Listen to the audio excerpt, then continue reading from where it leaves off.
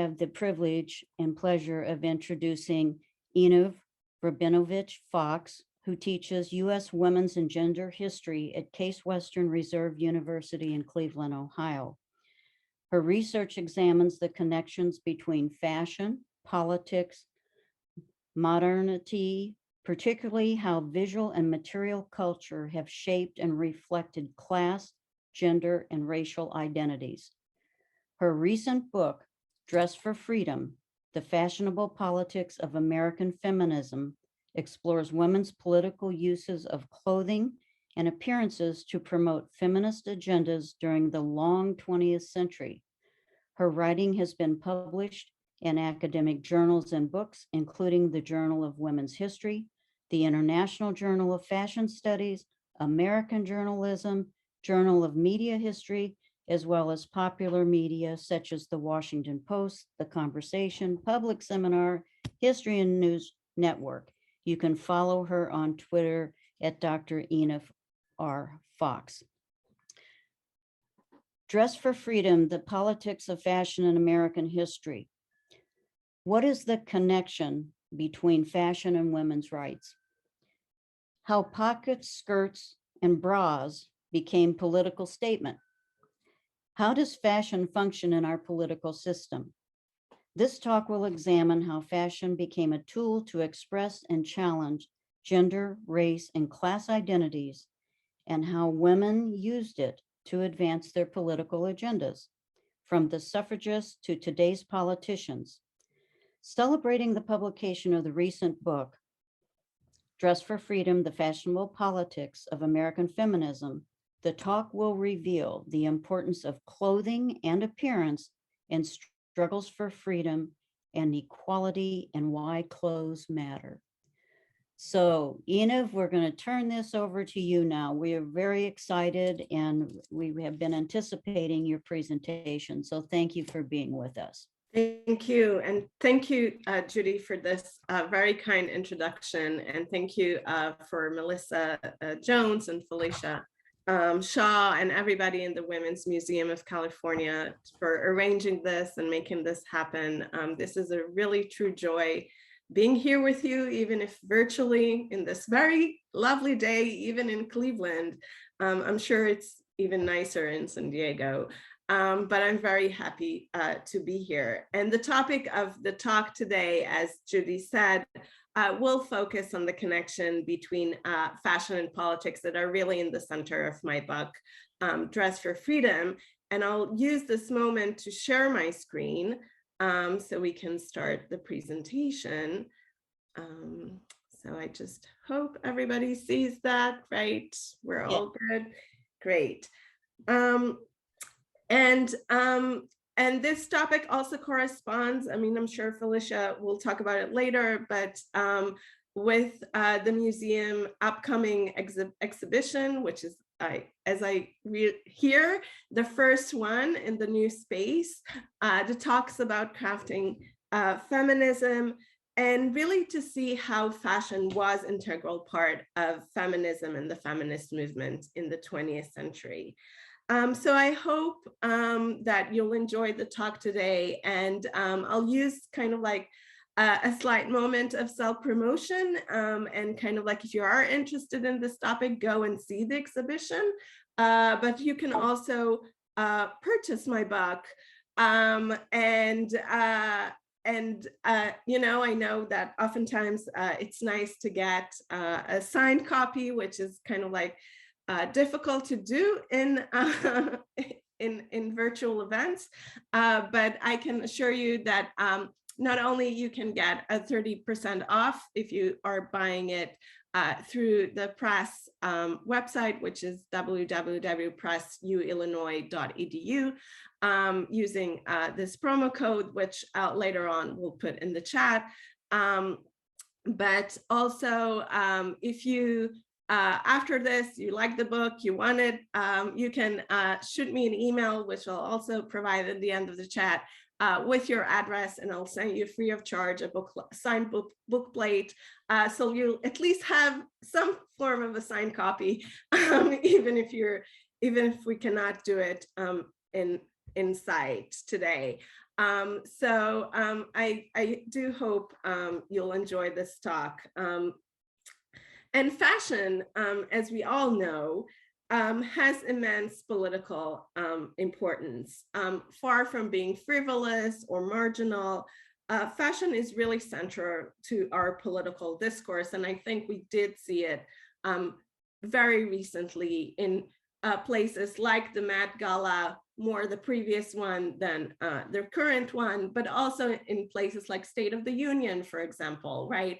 When congresswomen dressed in support of Ukraine in the colors of the flag, and any other events that we see in part of our, not just our popular culture, but also our political culture. And fashion is really a good way to show solidarity, to convey political message. And this is really something that is not just true for today, but also true for the past. And clothing and appearance were central to women's ability to venture into the public sphere and gaining a public voice and power in public. And as suffragist and feminist Mary Holden Hopkins argued in 1921, that votes and jobs and citizenship have not lessened for women one jot the importance of clothes, because women found clothing important, because they are the expression of her sex, because her clothes are a second self, Hopkins explained. Clothing and appearance were central to the way in which women expressed their freedom and independence in the post-suffrage years. Yet Hopkins' observations were not only relevant to the 20s. As I will show in my talk today, and as I discuss in my book, fashion has long been useful cultural arena to express and promote feminist ideas of freedom, independence, and equality, allowing to challenge and redefine notions of femininity and gender role. So my book, Dress for Freedom, explores these topics, examining the multiple ways in which women engage with fashion during the long 20th century. Without denying the oppressive nature of fashion to women or disregarding the feminist critiques on fashion, I show how development in clothing design and manufacturing provided women, and especially those who were barred from positions of power due to their class or race, with accessible means to shape modern ideas of gender and sexuality, and to claim a more equal place in the public sphere.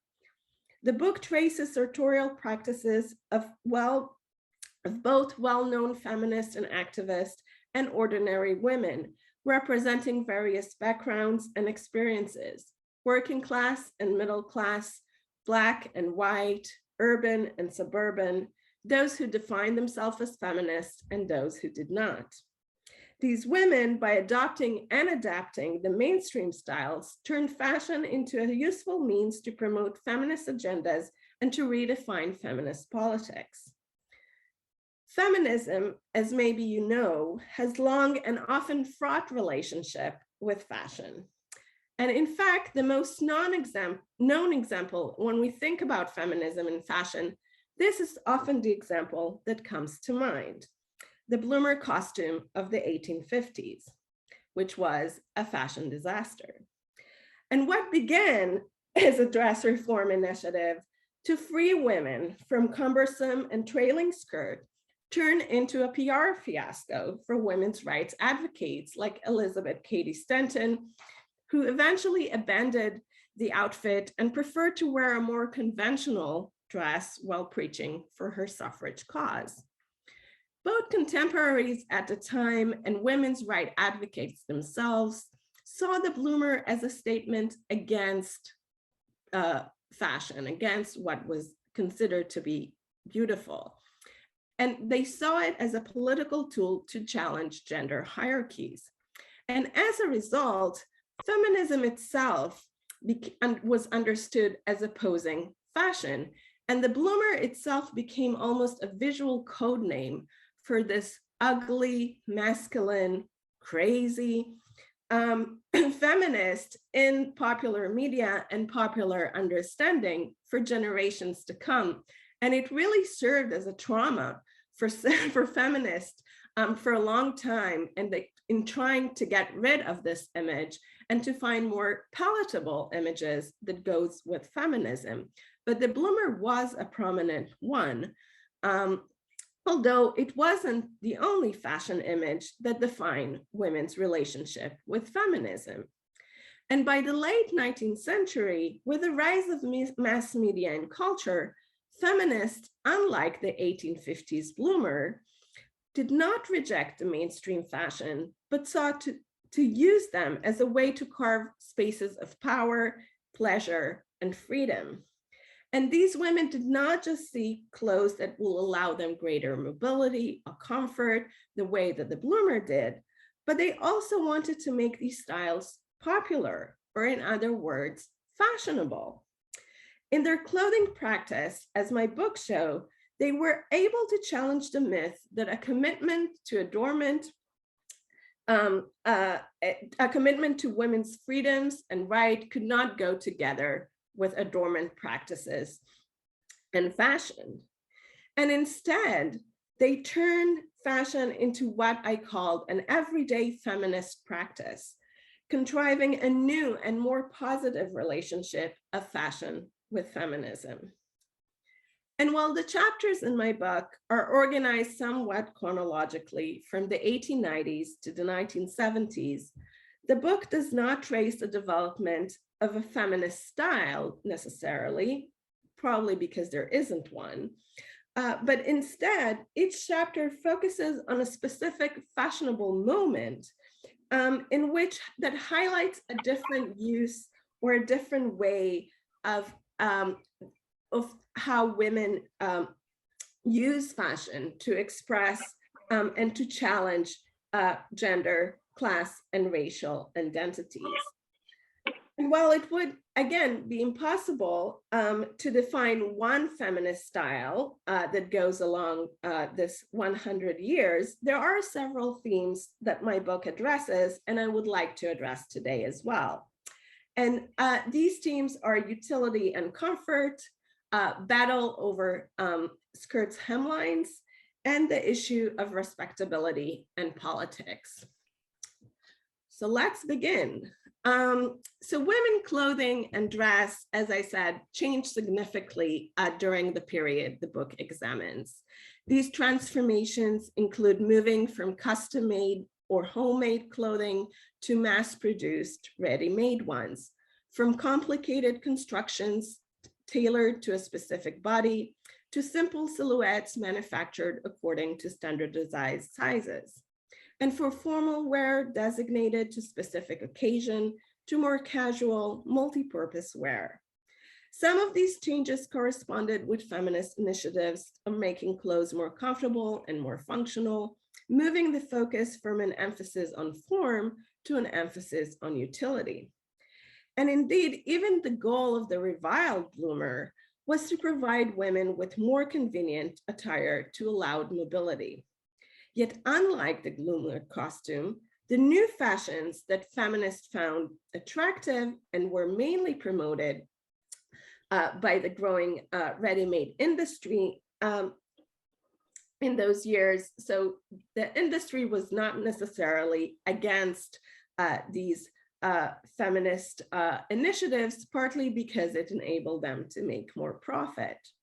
And in simpler silhouettes are easier and cheaper to make, right? Manufacturers in general found those ideas more easy to promote for them, and feminists themselves found the fashion industry more of an ally to some degree and in some instances.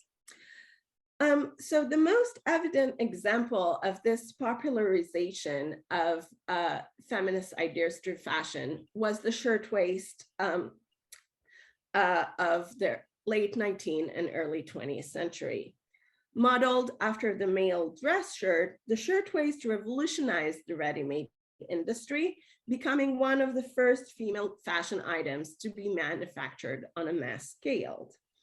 Unlike complicated structured dresses, which needed to be fitted to the individual body, The shirtwaist did not require close fitting and hence was easier to standardize, both in terms of styles and in sizes. Changes in styles were very subtle and were easy to update without investing much in production costs, but by adding gussets or pleats to the overall designs. The shirtwaist was marketed as suitable for all occasions, for work, for shopping, for afternoon wear, and was particularly appealing to wage-earning women who could appear to have a diverse wardrobe, but without investing large funds. And this versatility of the shirtwaist allowed women to construct different outfits by using one skirt and several shirtwaists or vice versa, all tailored to the wearer's taste and financial resources. But perhaps most importantly, the availability of the ensemble separates also contributed to a new concept of a female body, which was much more athletic and more mobile. With the increasing participation of women in sports and leisure, the shirtwaist and the skirt ensemble, now modeled after as a combination of a shirtwaist and a bicycle skirt, constructed not only a new experience, but a modern understanding of womanhood. Differences in quality and durability were certainly obvious between a store-bought shirtwaist and a custom-made one, as it is today, and among manufactured shirtwaists of different grades. Yet the ability of the shirtwaist to cross class and racial barriers and to become a uniform to some sort of the American woman made it extremely useful for women from marginalized groups to use it to claim their right to participate in American culture as equals. African Americans utilized the respectable connotation of the shirtwaist and its association with collegiate culture to promote racial equality and inclusion in American society by appearing fashionable and in up-to-date style that matched the mainstream trends. Black women were able to present a new model of femininity that challenged racist stereotypes in the white media while simultaneously redefining Black womanhood and making it modern. Working class white immigrants, many of them worked in the government industry making shirtwaists themselves, also capitalized on the shirtwaist popularity in their claims for inclusion and status as workers. Indeed, more than anything, the shirtwaist symbolized working class women's growing politicized presence in the workforce. Clara Lemlich, for example, who was a shirtwaist maker and a union activist, who was one of the leaders of the famous 1909, the rise of the 20,000 garment strike, which was the first one to ever have women as an important force in the labor movement, utilized the shirtwaist imagery to make claims for her right to be respected both as a woman, but also as a worker. And by demanding her right to be acknowledged as a fashionable person, Lemlich and her peers intertwine ideas of fashionability and femininity with their demands for working rights. The shirtwaist would remain a popular trend until the end of the 1910s, yet its popularity, as well as its association with Americanism and with functionality, would continue to reverberate in decades to come. By the 1930s, the shirtwaist will have a comeback, this time as a one or two pieces dresses for women. The shirtwaist dress of the 30s and 40s, again a time of crisis and war, would be one of the most important staples of the sportswear style, a specific American look that would be popularized by young female fashion designers who sought to design clothes for women by women. These designers will popularize sportswear, which was a new category for casual daytime clothing that was based on comfort, unfettered movement, functionality, and accessibility, yet presented a feminine silhouettes and look. These include dresses, suits, neat and separate, appropriate for a range of activities and times of day that appeal to diverse social groups at different income levels. The shirtwaist dress of the 30s would be celebrated as the modern incarnation of the 1890s shirtwaist. This reference alluded to the longevity and resonance of expressing feminist ideas through fashion. Just as the shirtwaist of the 1890s represented Americanism and female determination, these same ideas were relevant a generation later when the shirtwaist dress marked another stage in the long legacy of women fighting for better fashions, but also for better jobs and rights as part of their mobilization in World War II. Beyond the shirtwaist, another important fashion items, which I'm sure many of you will relate to even today, that represented the expression of feminist idea through fashion was the incorporation of pockets, of course. Pockets were long considered a utilitarian element in clothing, yet by the 1890s, they became associated with a feminist rallying cry for rights. One woman described pockets as women's greatest lack and the biggest hindrance to women's progress. According to her, the lack of pockets in women's clothes did not only make carrying items such as handkerchiefs and pocketbooks and journals a nuisance, as we all know, carrying heavy bags until today, but also proved a barrier for women intellectual and professional development. Unlike men who could carry in their pockets books or magnifying glass to see the world and to research the world, women were forced into carrying heavy bags that hindered their movements and their ability to explore the world. By 1913, pockets would become a metaphor for women's suffrage. Alice Duer Miller, who was a suffragist who published a series column titled Are Women People, published in 2014 this short piece called Why Are We Opposed Pockets for Women? In it, Miller mockingly detailed anti-suffrage arguments substituting the word vote in pockets in order to show the absurdity of preventing women of their rights. And you can, I hope you can all see here some of this ludicrous argument, because the great majority don't want pockets, right? They don't need to have them, or they just can use their husband's pockets. Right. And it really is kind of like a way to show how much both pockets and voting rights are essential for women. And dress and pockets became so much associated with suffrage that every dress or every clothing item that contained pockets, visible pockets, was deemed as a suffragist costume. So it did kind of like made that connection and really framing this demand both for sartorial freedom as part as their political demands for rights. So this search for functionality and comfort in dress did not stop in shirtwaist and pockets. Surprisingly, corsets were not necessarily in the minds of feminists, but skirts, hemlines. The problem of long and trailing skirts were at the center of women's concern in the 19th century. This was both a health concern, but also a functional one, as long skirts hindered mobility and were a potential health hazard on dirty streets. And streets were much more dirtier than they are today.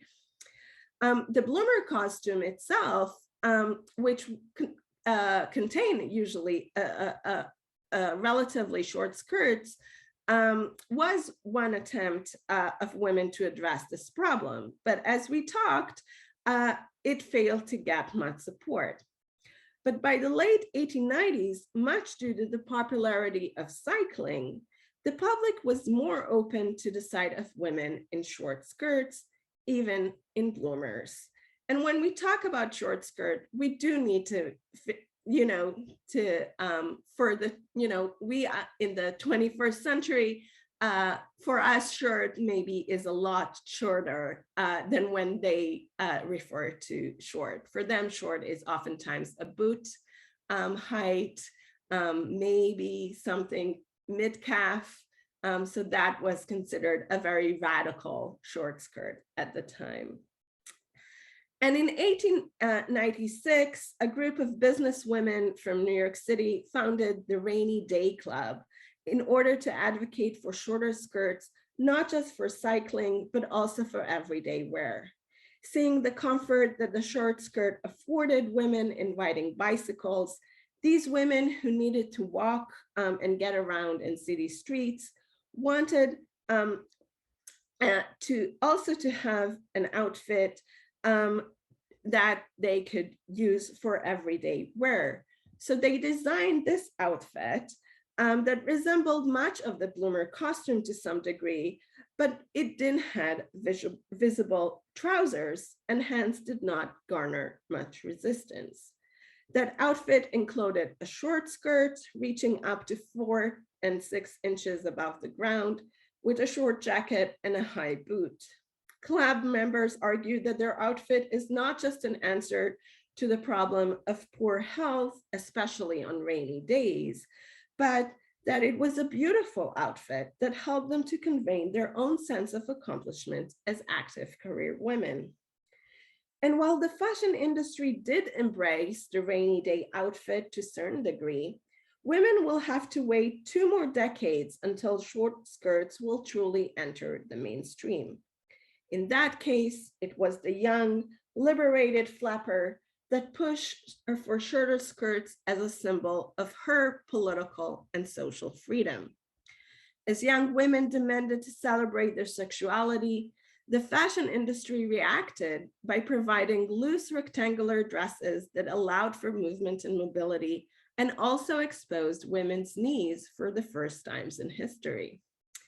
And although skirt length, as you can see from this drawing, did fluctuated quite a bit during the 20s, by 1925, they began their constant rise until they settled around knee height in 1926. And women stuck to the short skirt because it enabled them freedom, but also because it symbolized for them their new presence in the public sphere. When the industry attempted to push for longer length in the late 20s, they resisted organizing against the lengthening of their skirts. Rather than accept the industry decree, a heated battle erupted between those who favored the change in styles and women who saw it as an attack on their political and sartorial freedoms.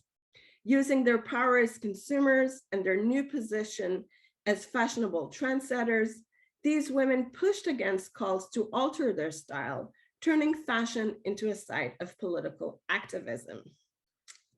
For these women, and many of them were proclaimed feminists, the debate over skirt lengths was not just about fashion, about a fashion trend, but about who and what defined modern femininity.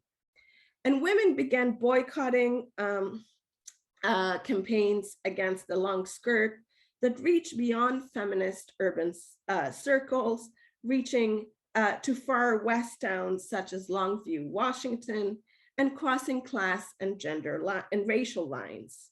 One woman in LA even filed for a divorce after her husband made her wearing long skirts when she wanted to wear them short. And these women articulated their demand not as a protection of style, but in political terms. As one of them said, would we passively give up the vote or any other rights finally obtained after long struggles?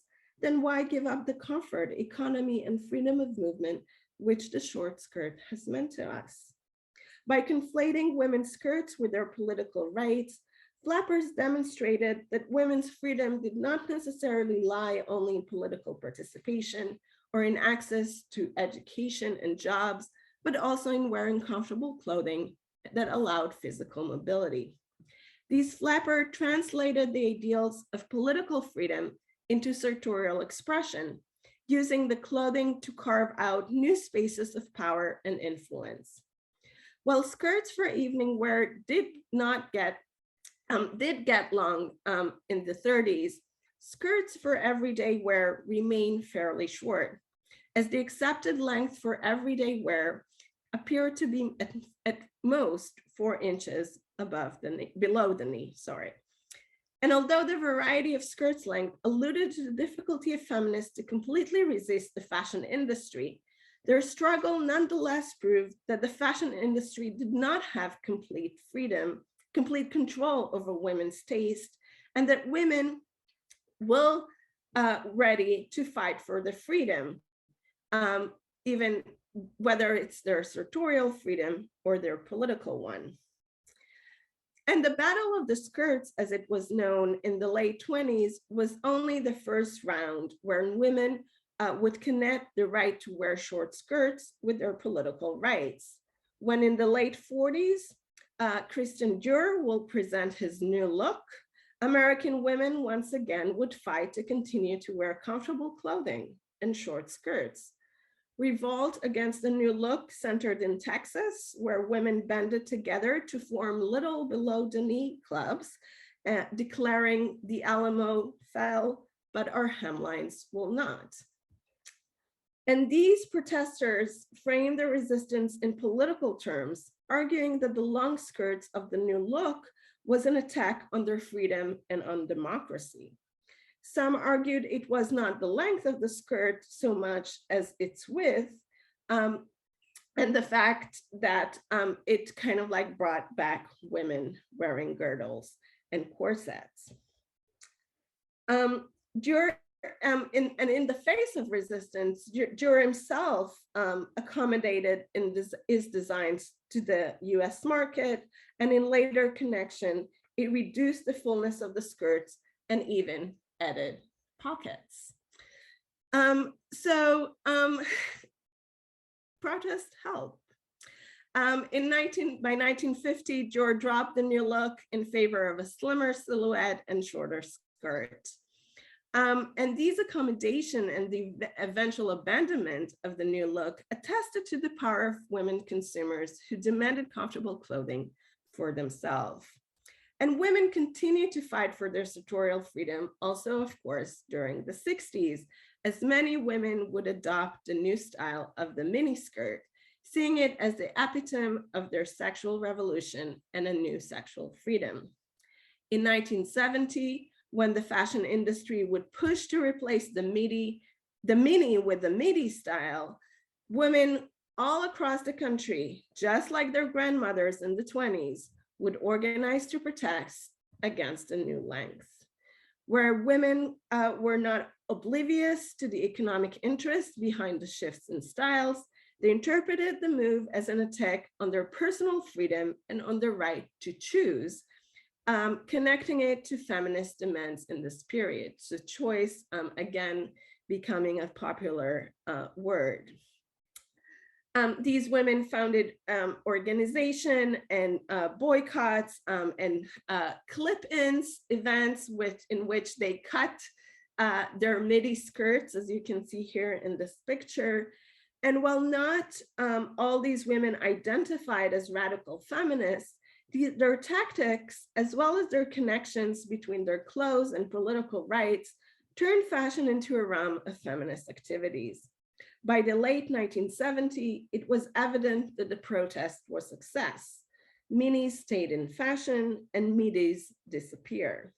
And for women, many women, the choice was no longer between a mini and a midi, but between mini and pants, which became the new feminist political statement of the period.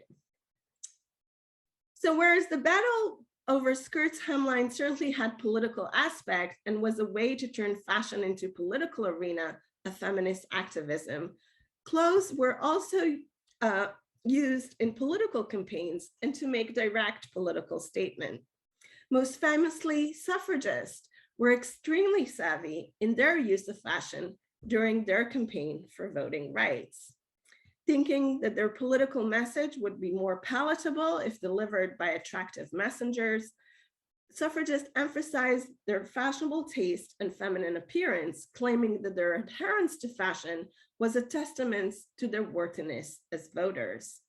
Suffragists also cleverly used color in their campaign, turning the suffrage colors white, purple, and yellow into part of their brand. Through the emphasis on color, together with careful attentions to arrangement and the portrayal of their womanly talented of embroidery and fashion, while marching in their costume and handmade banners, suffragists managed to assert their political presence in what was considered to be a male territory. The use of color also enabled activists who were excluded from the mainstream movement due to their class or race to claim their stake as partners in the cause. As white dresses were cheaper to attain than colored ones, women could show their support for the suffrage cause by wearing ordinary white dress and adding a purple or yellow accessory. Especially for African-American activists, adopting the suffrage color, and mainly the color white, offered them access to the privileges of ladyhood that many of their white and upper middle class suffragists enjoyed. Black suffragists in particular capitalized on this association of white with purity, which were long deprived from in the public sphere, and to show how they were two honorable women deserving the vote. By dressing like their white counterparts, as you can see here from the picture of Ida B. Wells marching together with her Illinois delegation, Black suffragists like her could demand the right to equal citizenship as women while also promoting racial equality as African American, laying claims for their middle class respectability. In the 60s and 70s, with the rise of the women's liberation movement, fashion again would be used to convey political statement. No one burned bras in the famous No More Miss America protest in 1968, as we all know, I hope. But in fact, women and feminists were on the whole very invested in presenting a fashionable appearance.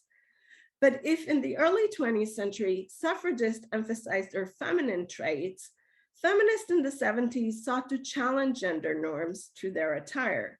They adopted more unisex styles that put pants for women into the mainstream, turning the pantsuit into a symbol of empowerment and pride, and a new presence of women in the workforce. The fashion industry quickly adopted the unisex styles and marketed them as a new generation for young people who sought to revolutionize not only how they dressed, but also how they lived.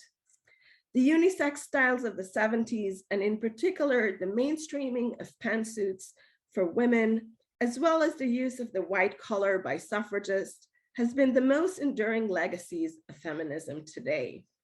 From Hillary Clinton's famously colored pantsuit to pussy hats, and white becoming the official color, it seems, of every woman politician in the last few years, fashion invade our politics. Indeed, these examples shows us that contrary to popular myths, and as my book also demonstrates, feminism can be, and to some extent always was, fashionable. This example also points to the continuing and constitutive force fashion has in shaping political identities and promoting feminist agendas. By using clothes in political ways, women asserted their sexual freedom, their economic independence, and their racial equality. Yet even those who wore their clothes just because it was fashionable or just for fun helped to popularize the ideas that these clothes carried. Through fashion, these women facilitated the mainstreaming of feminist ideas in popular culture, if only in their commercialized version. And as ideas of freedom, independence, and equality became increasingly part of the fashionable discourse, so did feminism. In order to fully understand the impact of fashion statement like the one we see today, it is important to look at the long history of the feminist uses of fashion and this broader context in which threads together the fashionable practices of women in the past with those of the present, points to the longevity and persistence of the notion that fashion can be empowering, liberating, and enjoyable force in the life of women. As we pay more attention to the joyful aspects of feminism, especially now, we can also reimagine it's not only as a constant struggle, but also as an appealing everyday practice and a constructive force. While fashion statements, as powerful as they can be, can never replace the full force of organized action and movements, we should not dismiss the ways in which fashion can open a space for activism and resistance. Whether it's by legitimizing feminist ideas in mainstream culture or by creating common identity among activists, the way we dress matter.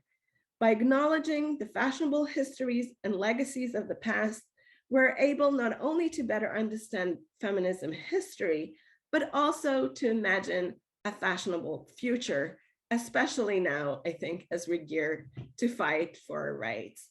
So thank you. I'll end with this, and I look forward to your questions.